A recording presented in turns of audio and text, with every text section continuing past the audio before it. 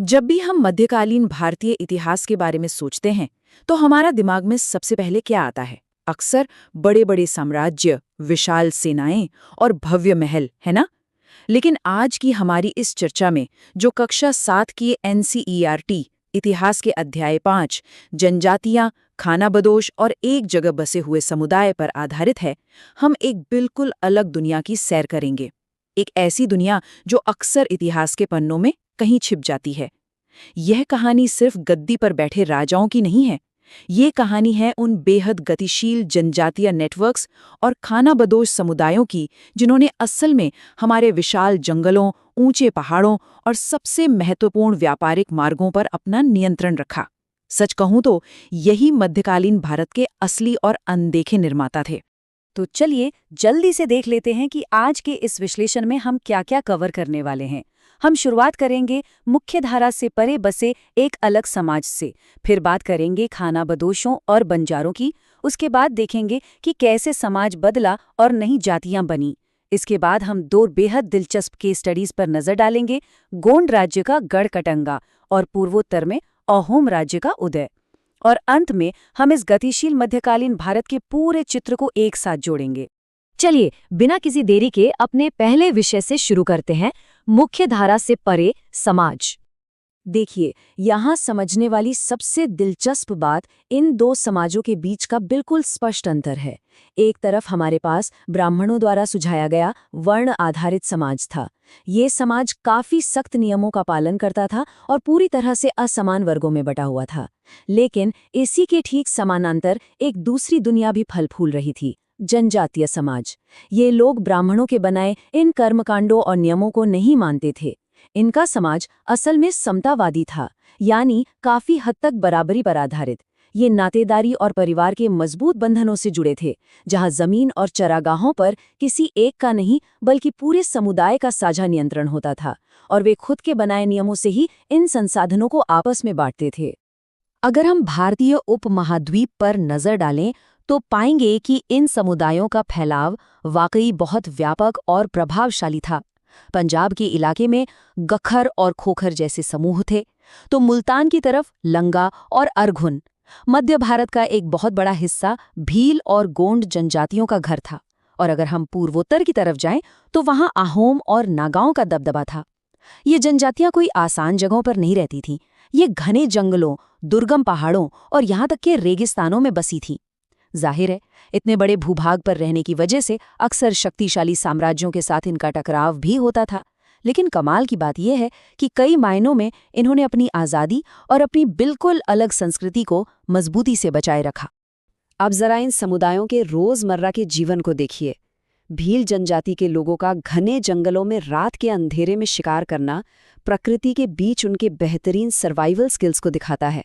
लेकिन वे सिर्फ शिकारी नहीं थे।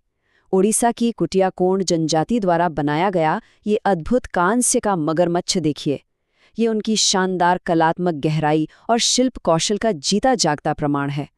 तो ये केवल जंगलों में संघर्ष करने वालों की कहानी नहीं है, बल्कि ये उन लोगों की कहानी है जो बेहद कुशल कलाकार, रचनाकार और अपने इलाके के मास्टर थे।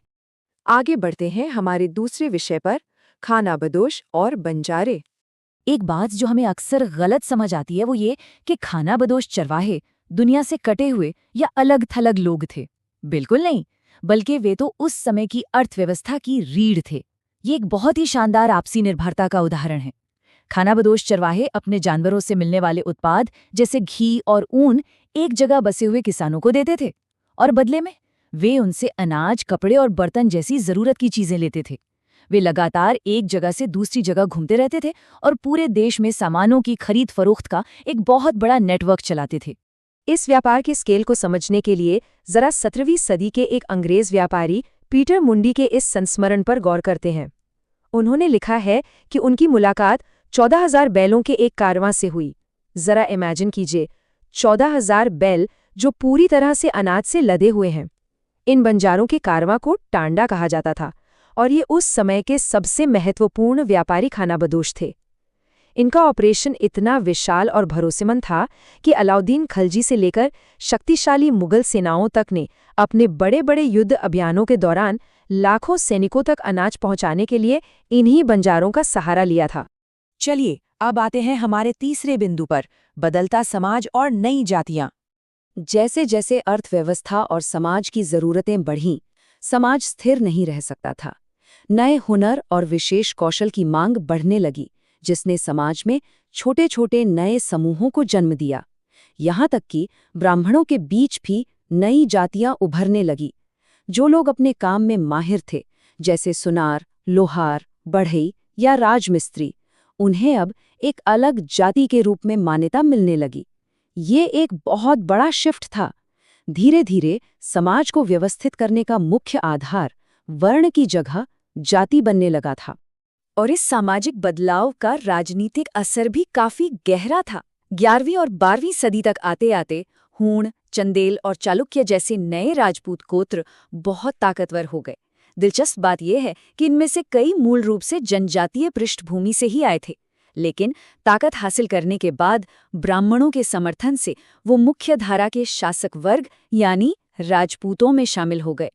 हालांकि जनजातियों की जो आम आबादी थी, उसे अक्सर समाज के निचले पायदान की छोटी जातियों में ही जगह मिल पाई। इसके बिल्कुल उलट, अगर हम पंजाब, सिंध और उत्तर पश्चिम के इलाकों की बात करें, तो वहां की प्रमुख जनजातियों ने इस असमानता वाली जाति व्यवस्था को सिरे से नकार दिया और काफी पहले ही इस्लाम को अपना लिया था। अब हम इस पूरे ऐतिहासिक बदलाव को समझने के लिए एक बहुत ही बेहतरीन केस स्टडी पर नजर डालेंगे, गोंड राज्य और उनका गढ़ कटंगा। गोंड समुदाय मध्य भारत के गोंडवाना नामक एक विशाल वन प्रदेश में रहता था। अगर हम इनके शुरुआती दिनों की बात करें, तो वे मुख्य रूप से स्थानांतरीय कृषि यानी शिफ्टिंग कल्टीवेशन करते थे। ये खेती का एक ऐसा तरीका है जहां वे जंगल के एक हिस्से को साफ करते, पेड़ों को जलाकर उनकी राख में फसल बोते थे। कुछ सालों बाद जब उस जमीन की उर्वरता कम हो जाती, तो वे उसे छोड़कर किसी नई जगह चले जाते थे। ये उनके जीवन का एक बहुत ही बेसिक समतावादी तरीका था।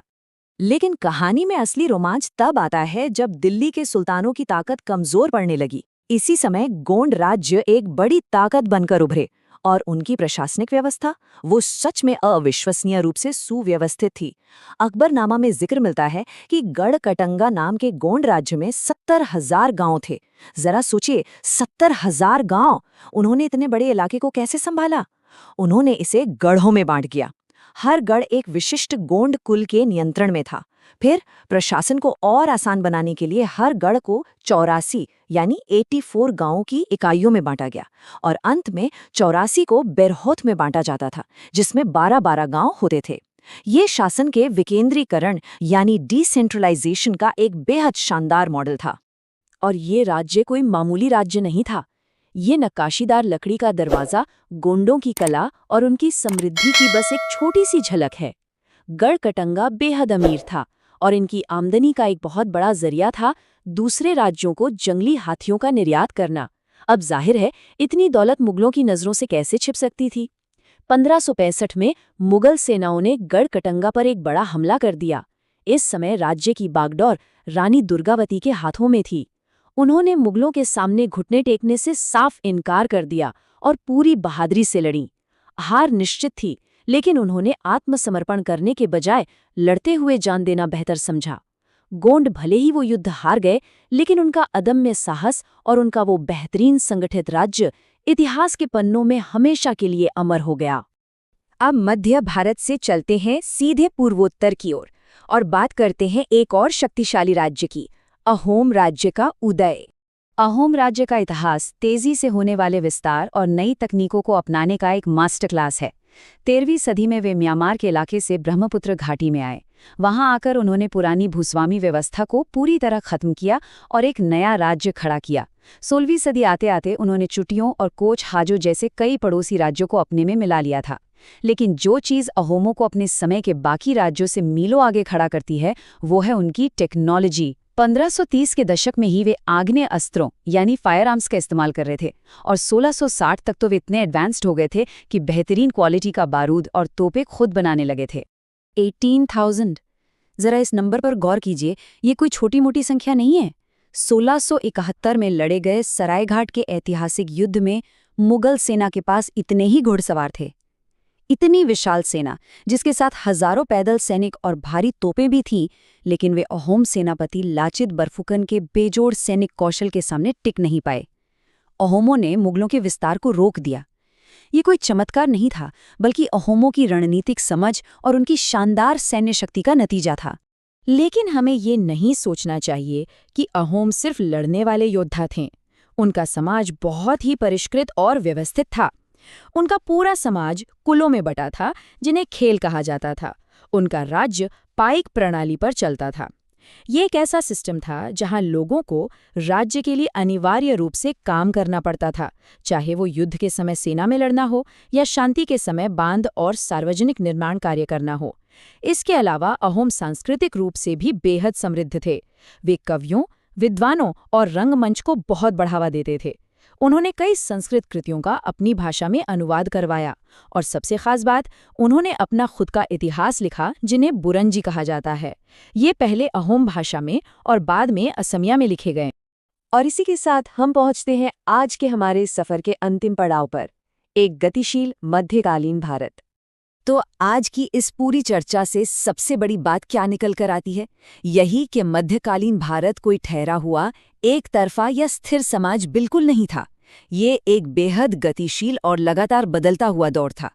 ये इतिहास सिर्फ दिल्ली या आगरा के महलों से नहीं बना है। ये बना है मुख्य धारा के बसे हुए साम्राज्यों, लगातार मीलों का सफर तय करने वाले खानाबदोश, बंजारे व्यापारियों और गोंड व अहोम जैसे ताकतवर जनजातीय राज्यों के आपसी संपर्क, टकराव और एकीकरण से। इन सभी ने मिलकर उस विशाल और जटिल भारत का ताना बाना बुना, जिसे आज हम जानते हैं। अब इस विश्लेषण को खत्म करने से पहले मैं एक सवाल छोड़ना चाहूंगा। जरा हम अपने आज के इस आरामदायक और स्थिर जीवन को कुछ पल के लिए भूल जाएं और कल्पना करें कि एक खानाबदोश समुदाय का जीवन कैसा होता होगा, जहां आपको हर 3 महीने में अपना पूरा घर, अपना पूरा डेरा समेटकर किसी नई अनजान जगह पर जाना पड़ता है। उस जीवन की प्राथमिकताएं क्या रही होंगी, चुनौतियां क्या रही होंगी? एनसीईआरटी के इस अध्याय का मूल संदेश ही यही है कि असली इतिहास केवल राजाओं के दरबारों में नहीं, बल्कि ऐसे ही संघर्षरत और गतिशील जीवनों के बीच आकार लेता है। इस चर्चा का हिस्सा बनने के लिए आपका बहुत बहुत धन्यवाद, और हमेशा कुछ नया सीखते रहें।